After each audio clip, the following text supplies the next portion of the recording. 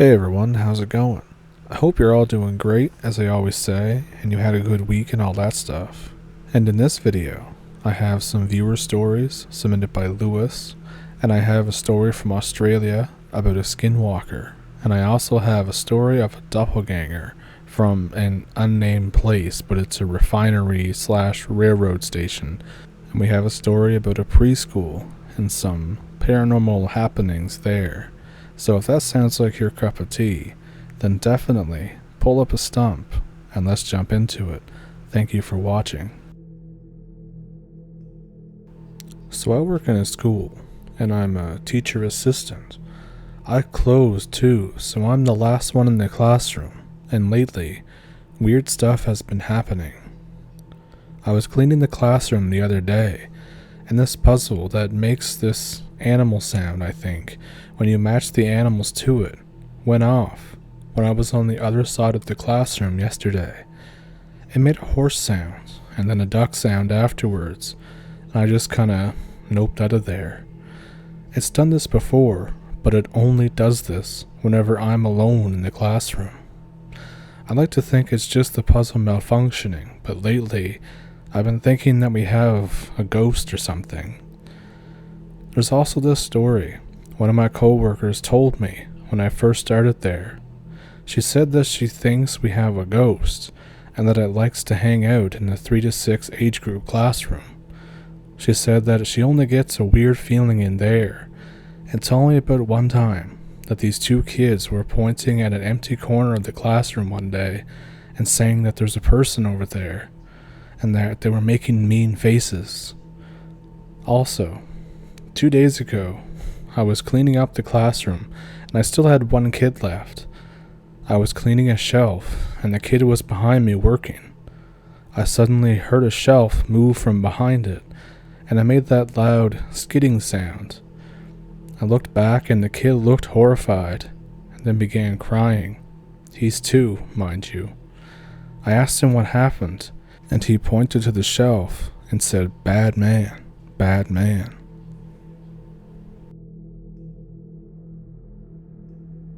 So a mate I grew up with, an Aboriginal bloke, we were camping, and I went for a pee on a dark night. We were way inland, and behind some rock hills. There was tall, dead cane grass everywhere, and I couldn't see far.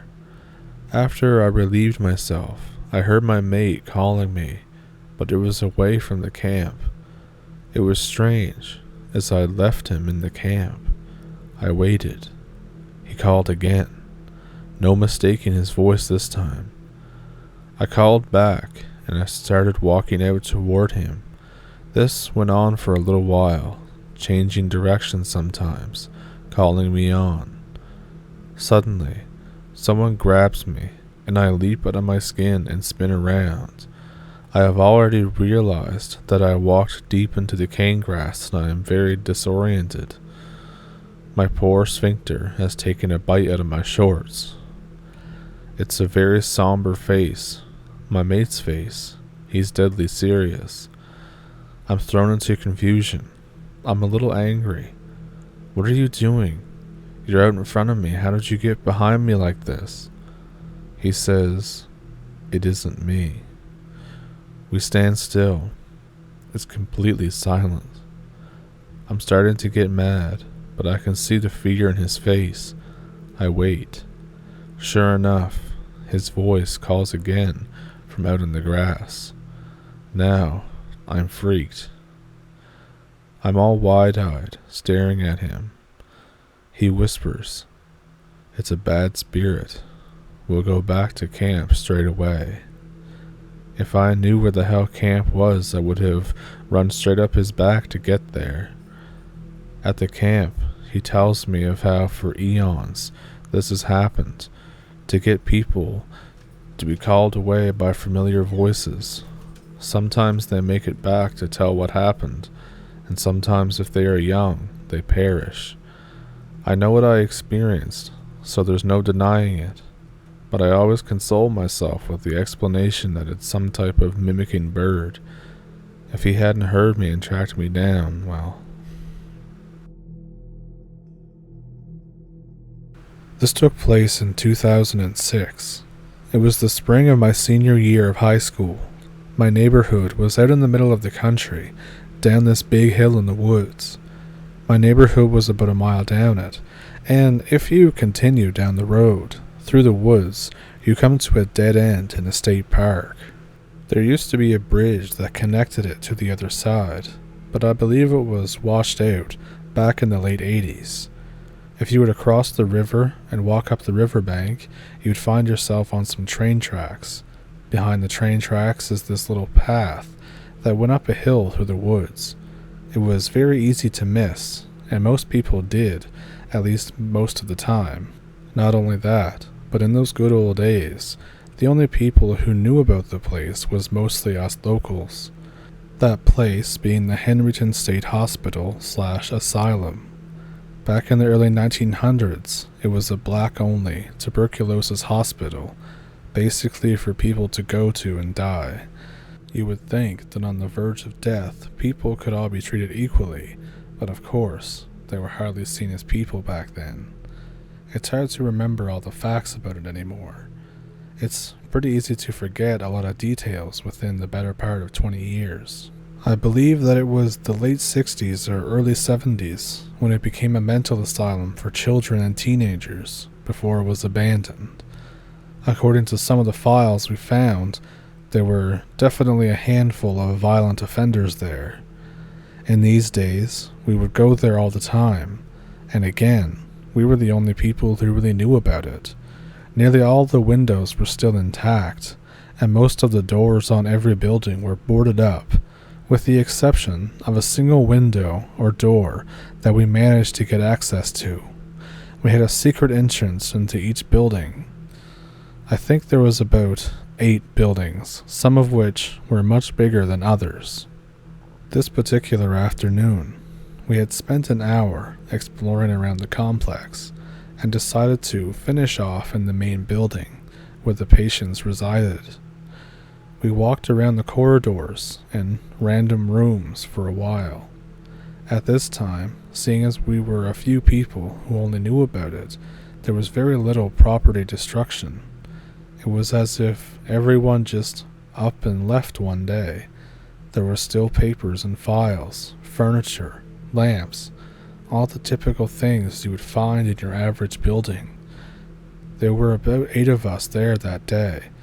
Usually my friend Ryan and I really liked to go at night, just to add the creepy feel to it. But that didn't stop us from going in the day when we had our friends around the way. It was still fascinating and fun nonetheless.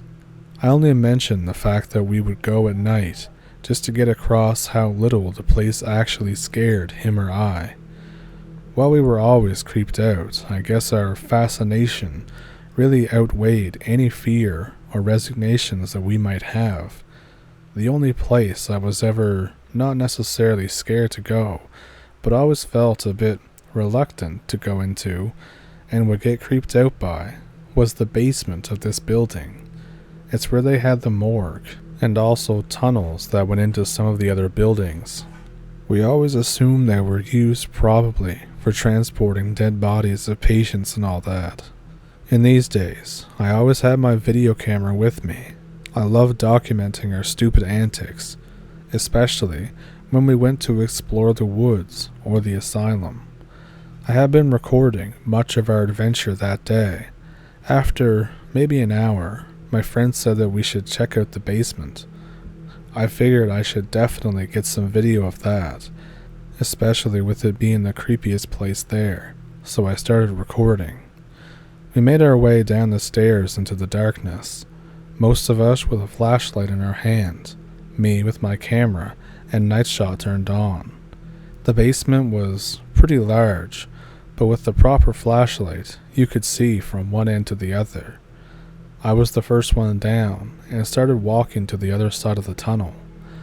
I got out my flashlight and shined it down into the tunnel, and, for a brief moment, I see the silhouette of someone standing back there in the dark, probably about 30 feet in. It really startled me, but then I started to wonder how one of my friends managed to get past me and get into there already. I yelled towards them, asking who it was, but no answer. They also seemed to have disappeared completely, so me being the dumbass that I was at that age, I ran straight in there trying to chase them down and see who it was. I get in about 30 feet or so to where I saw the figure, when I noticed that another 30 feet down there was a boarded up, locked door. Nobody could have been in there, and no one could use that door. I suddenly felt pretty terrified, especially when I ran back into the basement and saw that all my friends were accounted for. I told them what happened, and we all kind of freaked out and bolted up the stairs and through the rest of the building until we got outside. My friends continued to run through the woods, down the hill to the train tracks. Ryan and I, however, now outside and feeling much safer, decided that we wanted to get one last shot into the basement. I had stopped recording once we got outside. We knew one of the few windows at the time were broken out, and this was the window that went into the basement. It was a bit of an overcast day, so not much light was shining through it into the basement, but you could still see in there well enough. I decided that I might as well turn night shot on and kneel down to record through the window. As I'm kneeling down to get a good shot in there, Ryan throws rocks into the basement. I see it hit the basement floor and roll off into the darkness. Suddenly, a big burst of cold air came out through the window, hitting the both of us. No more than a second later, we heard a rock rolling against the ground. That's when it, the very same rock that he had just thrown down there, came flying out past our faces. That was enough to freak us out and getting us booking it down towards the tracks and our friends. Always having a camera on me in those days, it was second nature to work the video camera, even in a panic. I turned the night shot off before we bolted through the woods to the tracks. We got down there, coming to our friends who are now freaking out, wondering why we're running. We frantically tell them about the rock, at which point I go to stop recording. That's when my camera dies completely. I just checked the battery life and it was halfway prior to that. A little strange, I thought, but I really didn't think much of it at the time. That is, until we all get back to my house and go into my room to watch what we got on video. This is back in 2006, so my video camera wasn't digital and I used a cassette tape. Because we were always making movies, I had a VHS tape deck adapter that could be used in the VHS player. We turn it on and all go to watch what we got on the recording. We fast forwarded to right before we went into the basement. I hit play, and for the first minute or so, the recording seems fine. That is, until about a minute into the basement, moments before I saw the thing in the tunnel, the camera cuts off, and the recording went to the snow or fuzz. For any young people, that's basically just the static that happens when you're not on the right input or whatever it is you're watching has no signal. I went to go press fast forward. The entire time down there was all black or fuzz. Suddenly, the picture came back as we walked outside. I thought that too was strange. I was making jokes or something about a spirit or something interfering with the camera. I'm a believer, or at least open to many things paranormal and supernatural, but I'm not one to jump to conclusions. That being said, we anxiously kept watching to see if we were able to get anything when we filmed down through the window. We watch as Ryan and I walk up to the basement, and suddenly, we see the shadow of something move across the screen, and the entire recording goes black, and it stayed black until the next minute, until it suddenly comes back on us, running down the hill to the tracks. We didn't even get the goddamn rock being thrown. It was as if something didn't want us to get it, or something was interfering with the signal entirely. After about 30 seconds of fuzz, the recording ended. As I said, I'm not one to jump to conclusions, and I usually look for other alternatives than assuming something supernatural or anything along those lines. But I have absolutely zero other explanation for this much weird shit lined up to be happening other than that. What the hell was in the tunnel? Why the hell did the recording get messed up out there and in the window? What was the shadow down there? And what to do with the rock? Again, we knew this place like it was a home. We were there all the time. Nobody was down there with us. It would have literally been impossible for us to have not caught or seen them. Ryan and I stayed friends for a long time until we had a bit of a falling out, but recently we reconnected. I'm living in Washington State now, and he's living in Utah, but we usually talk most Friday or Saturday nights when he has his alone time from the family, and he usually does some drinking. We're actually supposed to talk tomorrow night, and I plan to talk to him about it tomorrow, and maybe he has some more details to add that I can leave in the comment section, and we'll see. I guess I still talk to, on occasion, most of the people that were still there that day. I'll message a few of them and see if they remember anything from it that I didn't. I hope the story wasn't too boring. Don't worry, it was great. A lot of people would make up stuff or elaborate a bit to make it more interesting, but I don't believe in that at all.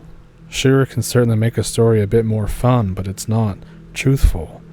And with the amount of lies, misinformation, and unknowns with the supernatural or unexplained stuff, I really feel there isn't any room for any of that stupid BS with encounters like this. Yeah, maybe the story is more fun if you pull some BS like that, but I think what's a lot more fun or interesting is knowing or wondering what it actually was that happened, and what it was going on, and not just whether or not it's all a lie.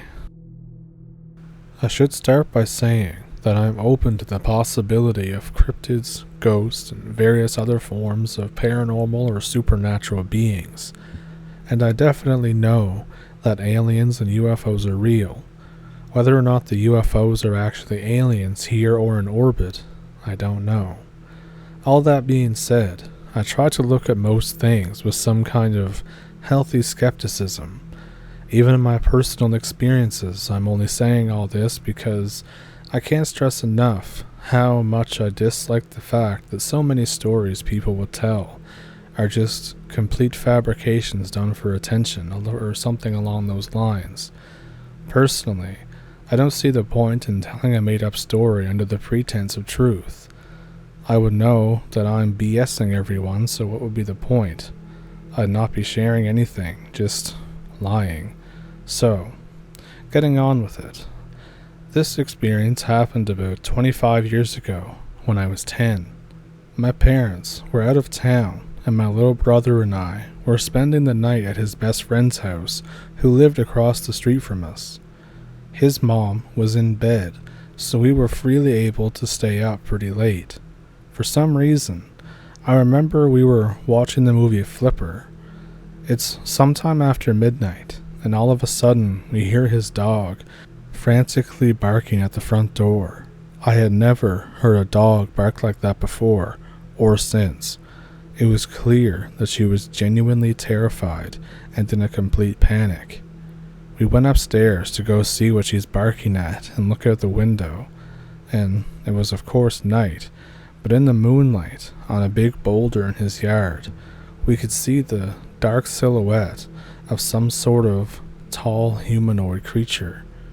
Afterwards, we would always say it resembled almost something like a humanoid cat, or a demon maybe, though demon/religious figures are amongst the few things I'm far more skeptical of than most. It was a pretty bright night, and we can clearly see that it was kneeling on the rock, looking straight at us. Even kneeling down, it was at least 6 feet tall, so probably at least 7 to 8 feet tall if it was standing upright. This creature had a long, slender frame, with long, lanky arms and pointed ears. It also had a relatively long tail that was wrapped around part of the rock. I would estimated being around 6 feet long. The eyes also had a slight glow or shine to them, like you would see on a cat or a raccoon or some other nocturnal animal at night. It was about 30 feet away, but in the moonlight, it even appeared to have a mouth full of sharp teeth. I guess the closest explanation that I could give to what it looked like is a mix between Slender Man and a Khajiit from the Elder Scrolls games. By that, I mean basically a Khajiit, but much, much creepier looking, with a more slender, tall frame and body than they are depicted in the Elder Scrolls, and a bit of a thinner, longer head too. We stood there staring at it for about a minute when his mom came to the top of the stairs and asked what the dog was barking at. We were so fixated at looking at the thing when she said something that it really startled us. We probably looked back, reacting to her, when we looked back out the window. Literally no more than a split second later, the thing was gone entirely. The rock was in the very middle of the yard, and it was a big, open yard. I can't stress this enough. Even though I've gone over it in my head dozens of times over the last 20 years or so, trying to make sense of it, no human being alive would have been able to escape our line of sight in that short amount of time. This was all that happened that night, so I apologize about it being not too exciting, but it's 100% true. The whole experience is weird enough, but it got really weird about 10 years after. I was hanging out with a guy who lived in the same neighborhood that I became good friends with since after graduating high school. I hadn't actually lived in that neighborhood for 5 years or so, and never knew him back in the day, nor did he know my brother or his best friend. We were hanging out drinking one night, walking through the woods, when he proceeds to go on and tell me about the time that he saw some weird creature when walking home from a friend's one night. About 10 to 12 years prior, he saw it standing a few feet into the woods. He described the exact same creature. I didn't know what it was for years, and I still don't really, although I remember reading about possible cryptids in Maryland, and one that was called the Sykesville Monster, which was named after the town it was spotted in the 70s, which is only 10 minutes away from where we were, though it was more Bigfoot-like. After reading more on cryptids as I got older, I think it may have been some sort of skinwalker, though I can't say for sure. But as I've already said, I can't stress enough, one thing I do know is that it was not human, nor was it any of the local wildlife that could be found around there. Last I checked, there were no 7 to 8 foot tall bipedal creatures in Maryland, or really anywhere, or at least any that are proven to exist. So thank you to Lewis for sending in those stories. I hope that I, did them justice and did a good job at reading them. And thank you for sending them in, and it was a good little email exchange that we had. So I work at a refinery, and I had the scariest experience of my life. So I was at the refinery last night, the same as most nights. Everything was normal. Every once in a while, opening a gate for the decoker and the gas flipper trains to move around. Now, to elaborate about how the nights are, the refinery isn't too well lit. It's also a few miles away from the rail yard, and there are 2 lights in the whole thing. There are only about 50 people, counting the 3 other guards, in a 5-mile wide refinery. Anyway, it got to be around 12:30 a.m., and nothing out of the ordinary had happened, but for some reason, I got a really sick feeling to my stomach, like I could feel something weird happening in my bones. I couldn't shake it off. I even tried watching some anime on Netflix on my iPad. I just had a really bad feeling. Something was wrong. When it gets to about 2:30, one of the trains needed in the rail yard. I wasn't on a round, so I went to open it up. As I get into the rail yard and get out of my truck to unlock the gate, which is nearly completely in darkness, I get a sudden rush of adrenaline, like I had just done a whole line of coke or something. So I hurry and push the gate open and run back to my truck. I let the main guard at the SOC know that the gate was open. About 15 minutes pass as the train switches tracks and picks up new cars, and I finally calmed down substantially. Nothing even happened. Why was I freaking out? The train leaves and I go to close the gate, back in the darkness. As I walk to the back of the gate to begin pushing it shut, the SOC guard comes over the radio and says, "Garrett, the person you're wanting to talk to went home." I respond, "What are you talking about, SOC?" The only person that I know at the plant is my dad, and he works day shift. He says again, "When you called here a minute ago and asked me to have someone call, just call my cell phone again real fast." And I say, "I don't know your cell phone number." He pauses for what seems like a few minutes and then gives me his cell number. So I call the number. "Hey, what are you talking about, man?" And he said, "Your dad already went home." And I said, "I know, he went home at 6, and I never called your phone. I don't even know your number." By now, I was kind of freaking out. And then he said, "Well, they sounded exactly like you," and said, "Hey, SOC, it's Garrett. Can you have my dad call me? I need him to meet me ASAP." And I think, what the actual hell is going on right now? I tell the SOC to call the number back that called him. He does so, and then calls me back to say, "That's weird. It says the number's disconnected." At this point I tell the SOC thanks and I hang up. I'm on the verge of a panic attack. I close and lock the gate and sprint to my truck and start it up. As my truck starts, the headlights come on. My truck is facing some semi-dense woods. Now I swear, on whatever you believe in, that I saw myself running in the opposite direction.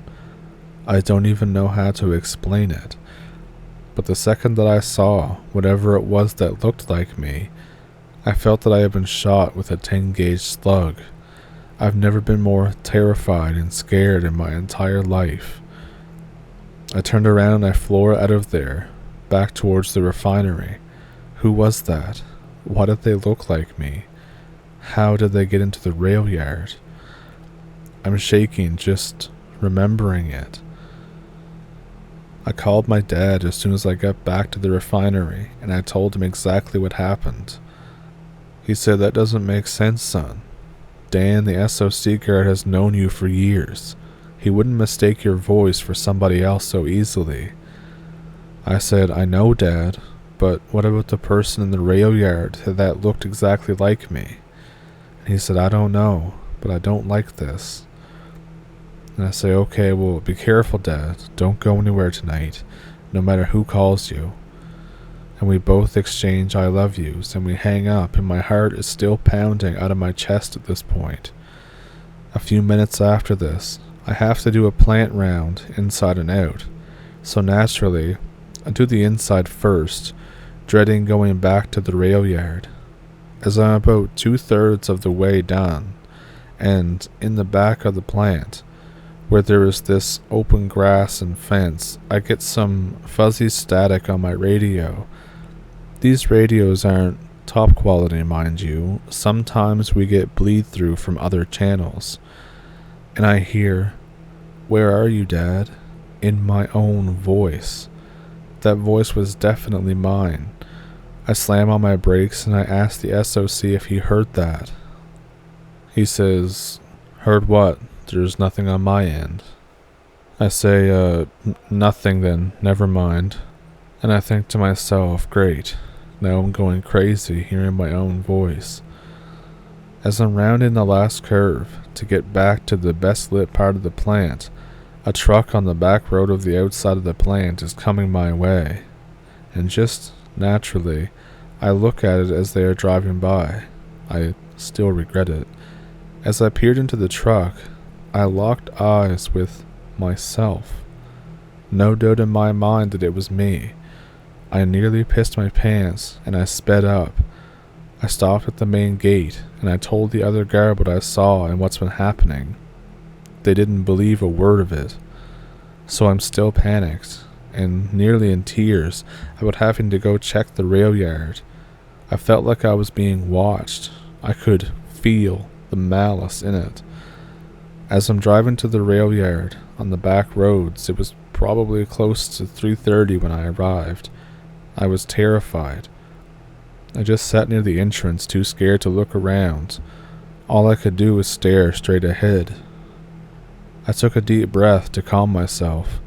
It's just my eyes playing tricks on me. I get to go home at 6. I'm almost done. My reassurances did nothing to keep my heart from leaping into my throat at every inch of darkness I saw while driving. I finished my round quickly, and I see nothing else out of the ordinary, but I still have that feeling of terror. Nothing else really scary or interesting happened the rest of the night, aside from me seeing flashes of movement in the corners of my eyes. And that was just last night. When I woke up around 2 p.m. today, I swear I saw myself across the street going into my neighbor's house. I'm back at work again tonight, and I keep getting that weird static on my radio, but I don't hear anything this time. Am I going crazy? What am I supposed to do? What do doppelgangers want with the original? I'm still scared. I don't know what it wants with me or my dad. So what'd you think of those stories? Let me know which one was your favorite one down in the comments. And if you have a story of your own, feel free to send it in to the email address down below in the description. Down in the description as well, you'll also find a Patreon and a PayPal link if you want to support the channel that way. And with that, I hope you had a good week, like I said. And I think I will see you in the next one. Thank you for pulling up a stump with me, and thank you for watching. Have a good one.